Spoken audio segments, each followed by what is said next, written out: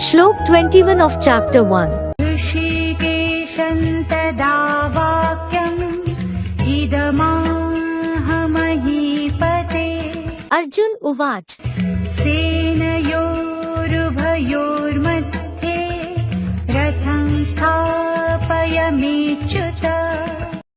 Mahipate tada vakyam idama hrishikesham. O king, then, said this sentence to the ever pure Shiv Baba. Achyut sthapay me ratham madhye ubhyo senyo. O Amogh Virya, stand my chariot in the middle of both the armies. Mahipate tada vakyam idama hrishikesham. Achyut sthapay me ratham madhye ubhyo senyo. Interpretation. O king of Hastinapur, the city of body-conscious elephants. Then, at the time of immediate war, Arjun said this sentence to the ever-pure Shiv Baba. O Amogh Virya Shiv Baba, definitely stand my chariot-like body safely and secretly in the middle of both the armies of Kauravas and Pandavas.